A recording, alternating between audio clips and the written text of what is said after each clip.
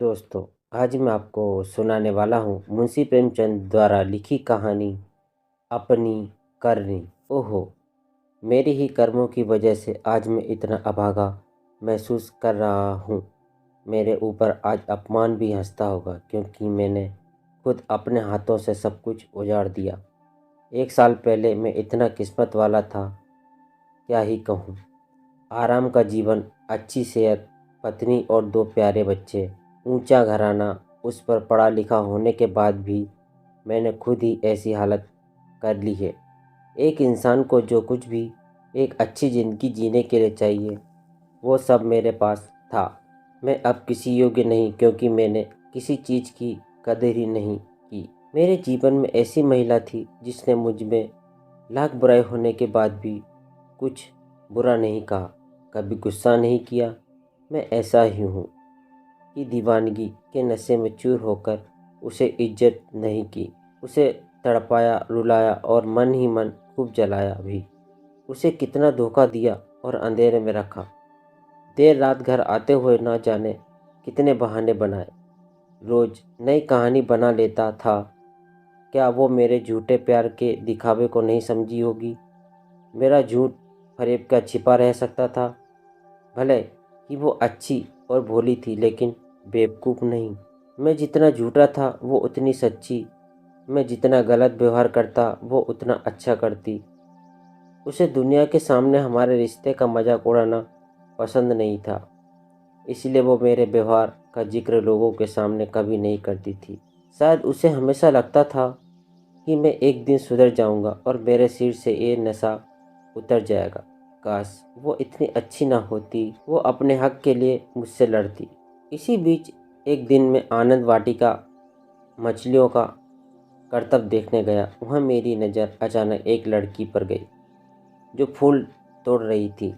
उसके कपड़े मैले थे और वो छोटी उम्र की लड़की थी, जिस वजह से वो ताजगी भरी लग रही थी। इसके अलावा उस लड़की में ऐसी कोई खास बात नहीं थी। कुछ ही देर में उस लड़की ने मेरी तरफ देखा और इस तरह से नज़रें फेरी जैसे मैं वहाँ मौजूद ही नहीं। ऐसा मेरे साथ पहले कभी नहीं हुआ था। मैं इससे परेशान होकर धीरे धीरे उन फूलों की झाड़ियों के पास पहुँच गया और खुद भी फूल चुनने लगा।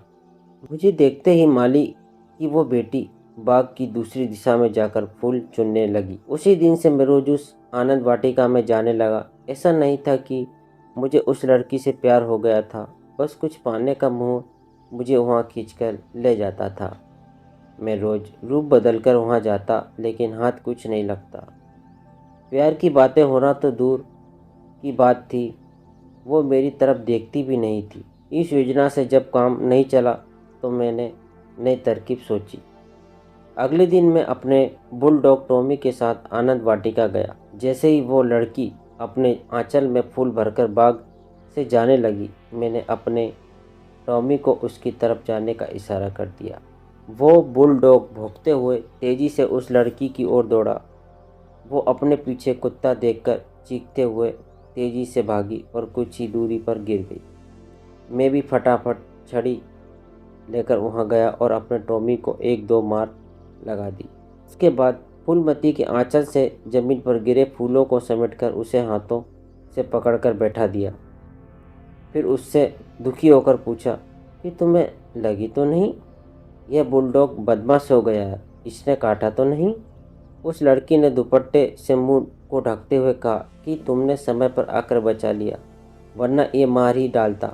अपनी तारीफ उससे सुनकर मन को अच्छा लगा और दिल जोर से धड़का। मेरे मन में हुआ कि यह तरीका काम कर गया है। उस दिन से उस फूलवती से मेरी बातें होनी शुरू हुई। उसके बाद मैंने जाल फैलाया, बातें रची और ना जाने क्या क्या किया। इन सब तरकीबों के बारे में दिल फेंक किस्म के सारे लोग जानते हैं। ऐसा नहीं था कि मैं उस लड़की के सौंदर्य से प्रभावित था, क्योंकि मेरी पत्नी इंदु से सुंदर कोई हो ही नहीं सकती थी। फिर भी ना जाने क्यों मैं उस फूलमती की धसी हुई आंखों और गालों पर फिदा हो रहा था। होते होते मैं खुद मोहब्बत के जाल में फंस गया। घर आकर मुझे कुछ भी अच्छा नहीं लगता था, लेकिन मेरे इस प्रेम के बारे में किसी को खबर ना हो, इसलिए मैं घर में इंदु से काफ़ी प्यार से बातें करता था।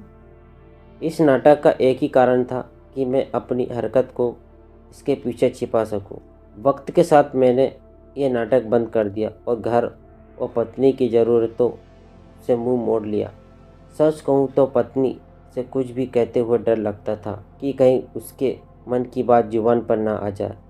यूँ तो मैं कभी भी जोरी की दुकान गया नहीं था, लेकिन अब मेरा वहाँ आना जाना भी होने लगा था।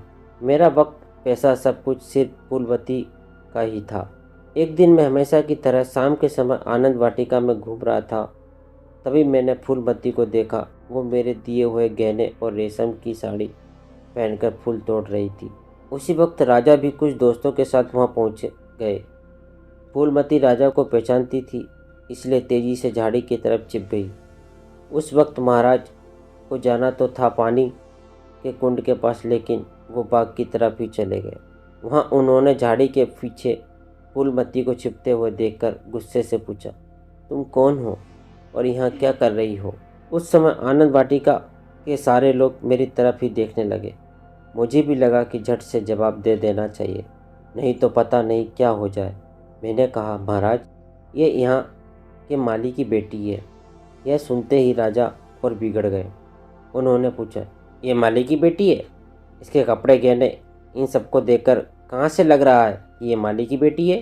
तभी माली भी वहाँ पहुँच गया और उसने जवाब में कहा, साहब, यह मेरी ही बेटी है। राजा ने गुस्से में पूछा, तुम्हारी तनख्वाह कितनी होगी? माली ने बताया, 5 रुपये। फिर राजा ने पूछा, क्या यह शादीशुदा है? माली जवाब में बोला, नहीं।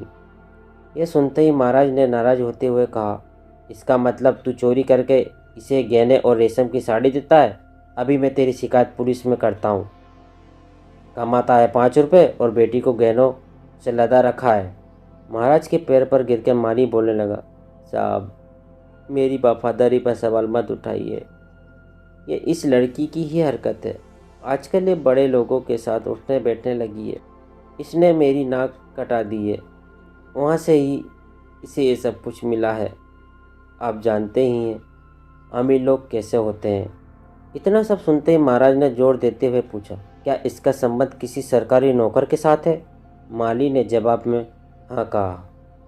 फिर महाराज बोले, जब भी मैं तुमसे उसका नाम पूछूंगा तुम्हें बताना होगा। वो सिर झुकाते हुए कहने लगा, बिल्कुल महाराज, सच को किसी बात का भय नहीं होता। आप जब भी पूछेंगे मैं नाम जरूर बताऊंगा। उस समय मेरा शरीर पूरा ठंडा पड़ गया। मन में हुआ कि आज ही राजा के सामने मेरा राज खुल जाएगा और बदनामी होनी पक्की है। लेकिन महाराज ने अपने दरबार के कार्यकर्ता की इज्जत को यूं सरेआम उछालना ठीक नहीं जाना और नाम बाद में पूछने की बात कहते हुए अपनी गाड़ी में बैठकर महल को चले गए। तभी मैं अपने घर पहुंचा तो वहां एक बूढ़ी औरत दिखाई दी। वो बिल्कुल पूछताछ करने वाली जासूस महिला लग रही थी, जो चेहरे पर नकली भोलापन लेकर चलती है। मैंने अंदर जाते ही अपनी पत्नी से पूछा, कौन थी वो? उसने बताया, ये एक भिखारिन थी। मेरे मन में हुआ कि वो ऐसी तो लग नहीं रही थी। मैंने गुस्से में कहा, वो भीख मांगने आई थी। ऐसा तो बिल्कुल नहीं लग रहा था। मेरी पत्नी ने मुझ पर तंज कसते हुए कहा, आजकल अंदर से कौन कैसा होता है किसी को पता थोड़ी चलता है। वो भीख मांगने के लिए आई थी, मैंने दे दी। वो कैसी है कैसी नहीं, इसकी जांच नहीं की मैंने। तब मैं नाराज होकर पत्नी का हाथ पकड़ते हुए बोला, देखो, जो भी है सच सच मुझे बता दो। मैं तुम पर बहुत भरोसा करता हूँ और मुझे अपनी इज्जत किसी भी चीज़ से ज़्यादा प्यारी है। तुम्हारे बात करने के तरीके से ही मैं समझ रहा हूँ कि ज़रूर कुछ गड़बड़ है। तभी वो रोते बोली, हाँ, तुम मुझ पर शक मत करो। मैं उस महिला की बात में आ गई थी और घर का पूरा हाल बता दिया। मेरा गुस्सा कम नहीं हुआ और मैंने इंदुमती से पूछा, आखिर क्या हाल बता दिया तुमने उसे? उधर से जवाब आया, सब कुछ तुम्हारे घर से यूं मुंह मोड़ना, लापरवाही, बेवफाई, किसी चीज़ की फिक्र न करना, मैंने सब उसे बता दिया। तुम्हें अंदाजा भी है कि घर चलाने के लिए मेरे सारे गहने बिक गए हैं। तुमने 3 महीनों से घर खर्च के लिए 1 रुपये भी नहीं दिए।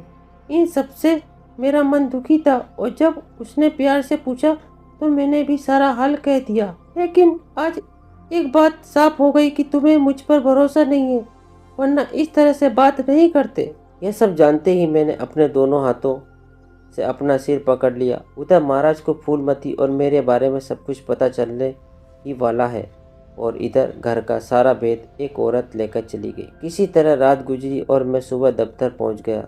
वहां पहुंचते ही मुझे महाराज का बुलावा आया। मेरे दिमाग में यह बात चल रही थी कि पक्का वो बुढ़िया महाराज की ही भेजी हुई गुप्तचर होगी।